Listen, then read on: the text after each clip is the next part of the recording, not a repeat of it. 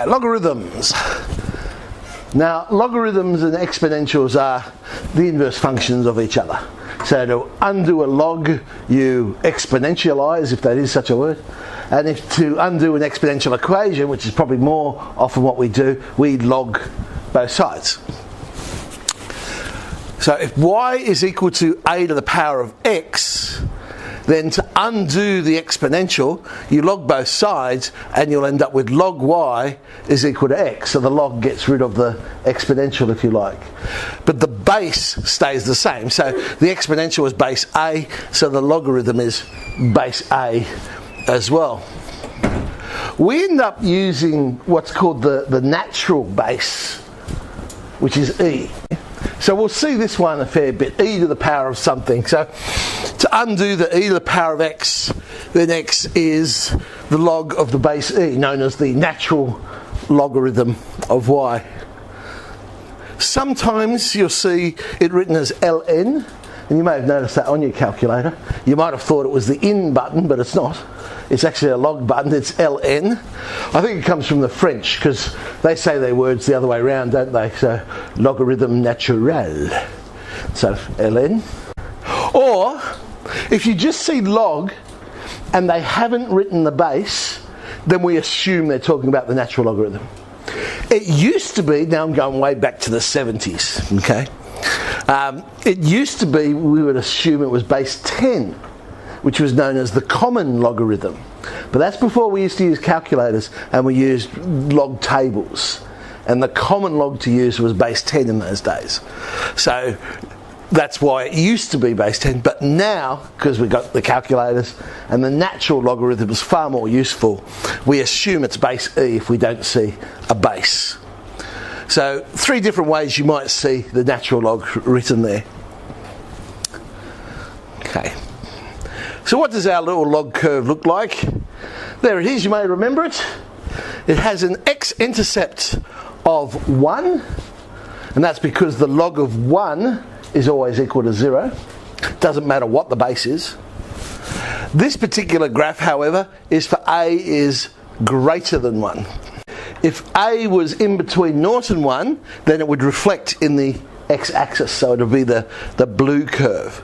We don't have logarithms of base 1 because, well, it's pretty much the same as if you had an exponential of base 1. It's a bit silly because 1 to the power of anything is always 1, so it's not very useful. You don't have a base of 0 for the same reason. I mean, 0 to the power of, well, positive numbers is always 0, and you don't have negative numbers as the base either. So we're either going to have bases in between 0 and 1 or bases that are bigger than 1. So the natural log, that e, its approximation is around about 2.7, so it's bigger than 1. So it would be like the red curve. It would be like the red one. Okay, what can we tell from that? The domain of log is x is greater than 0, so you don't find the log of negative numbers. And the range, well, we can get the complete range of y values, so it'll be all real y. As far as odd and even functions, there's no symmetry, so it's not odd, it's not even, it's neither of the two. Right, we then had some rules that allow us to manipulate logs. And they're sort of the reverse of the index laws because they are the inverse of each other. So you remember we had an index law that says when we multiply, we add the powers. Well, this is the reverse of that. We're saying, hey, when we add the logarithms, we multiply well, it turns out to be the powers. Because if I was to rewrite that as an exponential, remember it would be a to the power of something would equal m. So log m base a is actually like the power of the exponential. So when we add the powers, we're actually multiplying. That's a very quick way of explaining where the log laws come from, but it's basically the reverse of the index laws. So then we have a subtraction one, that becomes division. Also similar to something else we looked at this year, which is of course arguments. Yes, arguments of complex numbers follow the same sort of pattern. Log to the power of m to the power of n. This is the rule, you may remember, that is very useful when we're solving exponential equations. When we log both sides, this allows us to bring the power out the front of the log. So log of m to the power of n is n log m. As I mentioned before, the log of 1 is always equal to 0. That ties up with the index law that a to the power of 0 is always equal to 1. So it's the reverse of that one. Log a base a is equal to 1. Because basically you're saying a to the power of 1 is equal to a. And exponentials and logs cancel. So if you have an exponential to the power of a log of the same base, they'll just cancel and leave you with x. This is what's called the change of base rule. So if you've got a logarithm base a, but for some reason you want to change it to a different base, then you go, okay, I'm just going to change the base, and on the top, so we change it to base b, but we have to divide it by the log of the old base. So log a, but also base b being the new part there. So it's the log of x, we change the base, but then we divide it by the log of the old base. Well, why would you do that? I suppose the most common reason why we do it is our calculators. We've only got 2 log buttons. One's base 10 and one's base e. If you were working with something in base 3 or 4 or something like that, you can't use your calculator. So you'd want to change the base to something that you could use. So let's have a look at some examples. So x equals the log of 125 base 5. There are different ways of thinking about it. I could exponentialize both sides to get rid of the log, or I could just look at it, because remember 5 is the base. So we're saying 5 to the power of what is 125. I'm going to exponentialize both sides. So we've got to keep the base the same. So on the left-hand side, it now becomes 5 to the power of x. The log now cancels because I've exponentialized it. So it's now really much the same question, because we've got 5 to the power of what's 125, and of course 5 cubed is 125. Now, log 343, we've got to work out what the base is. Well, again, let's exponentialize both sides. So the 3 becomes x cubed. X cubed is 343. What is the cube root of 343? 7. If we simply had to evaluate, it's really the same question. They just haven't said x equals. So 4 to the power of what is 16? Well, if I wanted to show my complete working out, because it's not an equation, so I can't exponentialize both sides, what I do is change the 16 to 4 to the power of something. So I keep the base the same here. 16 is 4 squared. I could then use the log law that says, hey, bring the 2 to the front. But then log 4 base 4 is 1, and we get 2. So there's several steps of working out to get the answer. As I say, it's probably easier to think of it as 4 to the power of what is 16, and you get 2 straight away. 6 to the power of 2 log 3 base 6. Now the 6 and the log base 6 will cancel, but not yet, because I've got the 2 in front of the log. It has to have a coefficient of 1. So this time I'm going to put the power back in. I'm going to rewrite that as log of 3 squared base 6. But now it's 6 to the power of log base 6. That'll cancel and give me 3 squared, which is 9. Log 16 base 2 plus log 8 base 2. I've deliberately done a couple that work out nice and neatly, because that then gives me a couple of ways of doing it. I could say, hey, 2 to the power of what is 16, which is 4. 2 to the power of what is 8, and 4 plus 3 is 7. So that should be our answer.